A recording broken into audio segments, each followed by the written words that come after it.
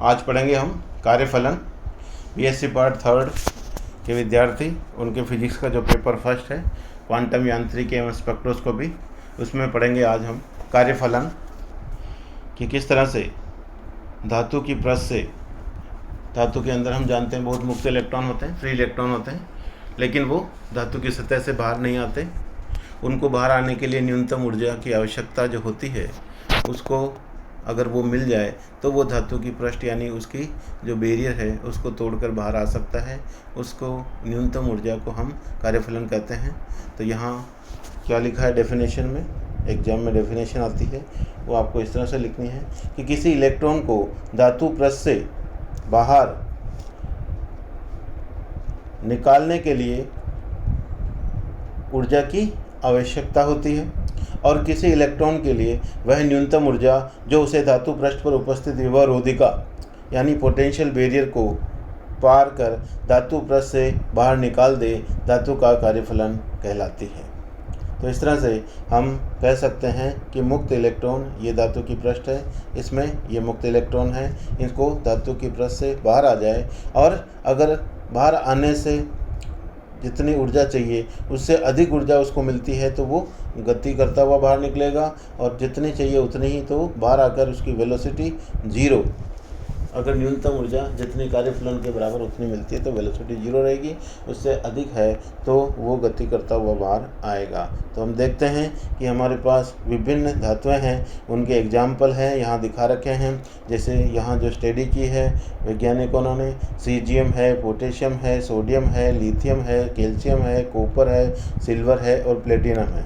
तो इस तरह से हम देख रहे हैं कि हमारे पास ये जो 8 धातु हैं उनका जो है विश्लेषण करके ये कार्यफलन इलेक्ट्रॉन वोल्ट के रूप में हम जानते हैं।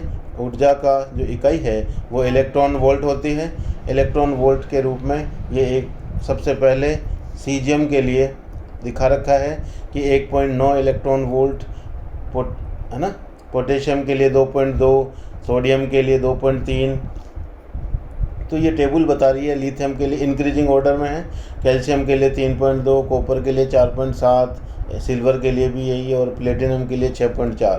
तो ये इलेक्ट्रॉन वोल्ट जूल हम जानते हैं, इसको कन्वर्ट कर सकते हैं। एक इलेक्ट्रॉन वोल्ट 1.6 × 10⁻⁹ जूल के बराबर होता है।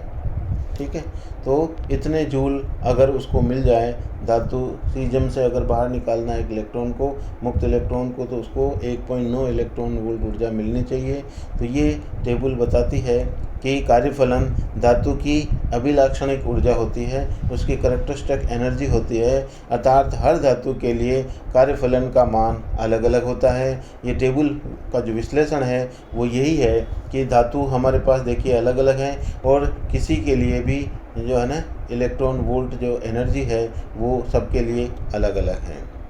ठीक है, तो इस टेबल की सहायता से यानी कार्यफलन की जो अवधारणा है उससे हम देहली आवृत्ति की आवश्यकता को भी समझ सकते हैं कि यदि हमारे पास जो फोटोन है उसकी ऊर्जा हम जानते हैं h न्यू होती है, न्यू जहाँ उसकी आवृत्ति कहलाती है, h प्लांक नियतांक होता है जिसका मान हम जानते हैं 6.6 × 10⁻⁴ जूल × सेकंड होता है।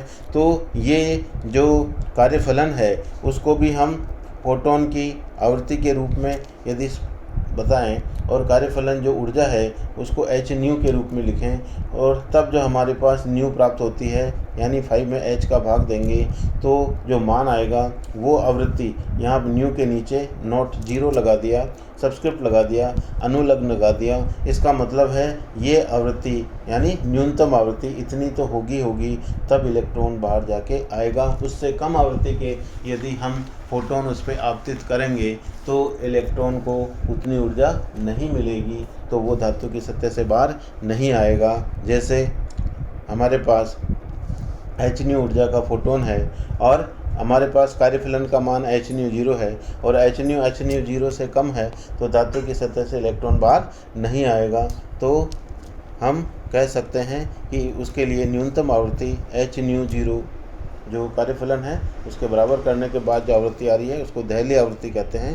तो देहली आवृत्ति क्या है? वह न्यूनतम आवृत्ति के फोटोन जो धातु की सतह पर गिराएं तो धातु की सतह इलेक्ट्रॉन बाहर आ सके, उस आवृत्ति को हम दहलीय आवृत्ति कहते हैं। इसलिए यहाँ पे फोटो इलेक्ट्रिक इफेक्ट के अंदर भी इसका सबसे इम्पोर्टेंस है कि हमारे पास जो प्रकाश आपतित हो रहा है उसकी तीव्रता कितनी बढ़ाते जाएं, उससे कोई फर्क नहीं पड़ता। सबसे इम्पोर्टेंट है कि जो फोटोन है उसकी आवृत्ति दहलीय आवृत्ति से अधिक होनी चाहिए।